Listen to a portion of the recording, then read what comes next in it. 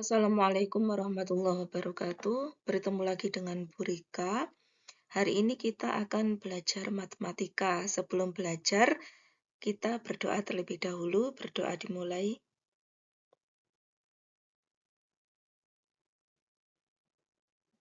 Oke, berdoa selesai.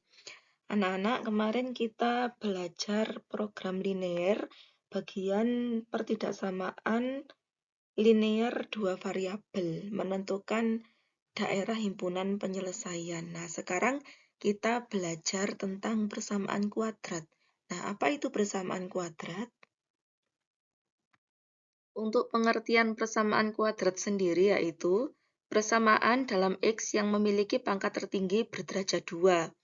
Bentuk umum persamaan kuadrat AX pangkat 2 ditambah BX ditambah C sama dengan 0. Dengan A tidak boleh sama dengan 0. Dan A, B, C itu anggota bilangan real. A itu koefisiennya X pangkat 2, B itu koefisiennya X, dan C itu adalah konstanta. Sedangkan X itu adalah variabel. Menentukan sifat-sifat akar persamaan kuadrat. Kita terlebih dahulu harus memahami diskriminan. Diskriminan dalam persamaan kuadrat itu rumusnya B kuadrat min 4AC. B kuadrat dikurangi 4AC. Berdasarkan nilai diskriminannya, sifat dari persamaan kuadrat adalah sebagai berikut. Jika D lebih dari 0, maka persamaan kuadrat mempunyai dua akar nyata dan berbeda. Jika D yaitu diskriminan sama dengan 0, maka persamaan kuadrat mempunyai dua akar nyata dan sama atau kembar. Jika D kurang dari 0, maka persamaan kuadrat tidak mempunyai akar nyata. Contoh, selidiki sifat-sifat akar persamaan kuadrat berikut. Apakah mempunyai dua akar nyata dan berbeda? Apakah mempunyai dua akar nyata dan sama atau kembar? Ataukah persamaan kuadrat tersebut tidak mempunyai akar nyata? Nah, maka kita harus menghitung diskriminannya dulu. Jadi, A-nya adalah yang melekat pada X pangkat 2, yaitu angka 2. Sedangkan B yang melekat pada X yaitu min 5. Kalau C yaitu konstanta yaitu plus 3. Kemudian dimasukkan ke dalam rumus diskriminan. Rumusnya yaitu D sama dengan B kuadrat min 4AC. Tadi B-nya adalah min 5, berarti min 5-nya dipangkatkan 2. Min 5 dipangkatkan 2 berarti min 5 kali min 5 ya, berarti 25. Kemudian dikurangi 4AC, berarti min 4 dikali A-nya 2, kemudian dikali konstantanya 3, berarti 4 kali 2, 8, dikali 3, 24. Berarti 25 dikurangi 24 yaitu 1. Nah, 1 itu lebih dari 0. Maka, kalau diskriminan lebih dari 0, kesimpulannya, persamaan kuadrat tersebut mempunyai dua akar nyata dan berbeda. Nah, anak-anak sudah mengerti ya apa itu persamaan kuadrat.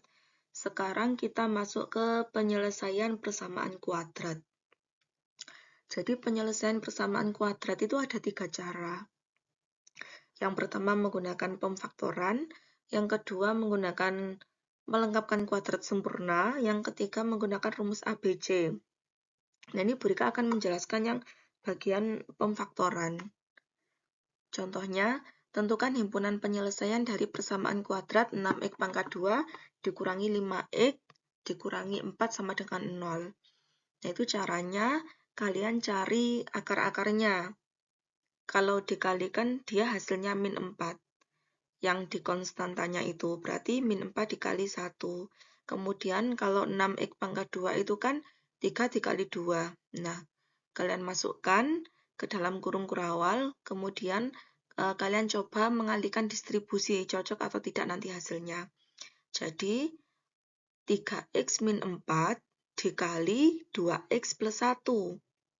Nah, itu dikali distribusi hasilnya 3x kali 2x yaitu 6x pangkat 2, kemudian 3x dikali 1 itu 3x, min 4 dikali 2x itu min 8x, kemudian min 4 kali 1 itu min 4. Nah, sama dengan 0. Kemudian 6x pangkat 2 itu ditulis 6x pangkat 2, kemudian 3x dikurangi 8x itu negatif 5x, min 4 tetap, terus sama dengan 0. Berarti kalian menghitungnya sudah sesuai. Setelah itu 3x min 4 sama dengan 0 itu x-nya berapa? Berarti x-nya 4/3. Kalau 2x plus 1 sama dengan 0, berarti x-nya berapa? Berarti x-nya min 1/2. Jadi, himpunan penyelesaiannya adalah min 1/2, 4/3. Di dalam persamaan kuadrat itu ada rumus jumlah, selisih, dan hasil kali akar-akar. Nah, rumus jumlahnya X1 ditambah X2 itu min B per A. Kemudian X1 dikali X2 itu sama dengan C per A. Harga mutlak dari X1 dikurangi X2 sama dengan akar diskriminan per A.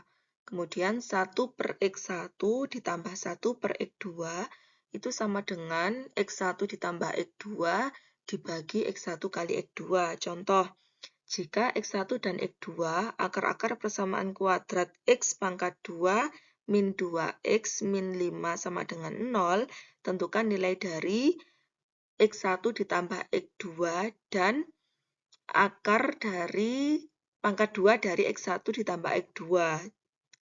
Nah, caranya, karena rumusnya tadi X1 tambah X2 itu min B per A, tinggal memasukkan aja. Itu B-nya kalau di soal itu kan min 2. Nah, di rumusnya ada min B, berarti min ketemu min 2, berarti jadinya positif 2.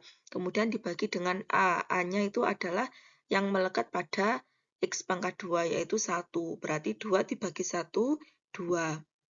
Kemudian yang kedua yaitu pangkat 2 dari X1 plus X2. Nah, itu bisa disederhanakan menjadi X1 pangkat 2 ditambah X2 pangkat 2 ditambah 2 dikali X1 dikali X2.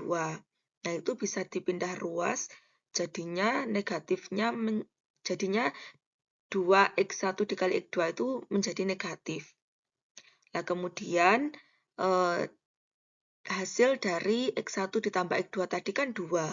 Tinggal dimasukkan aja, terus ditulis pangkatnya, kemudian dikurangi 2, terus perkalian dari X1 kali X2 kan C per A. Nah, itu C-nya kan min 5.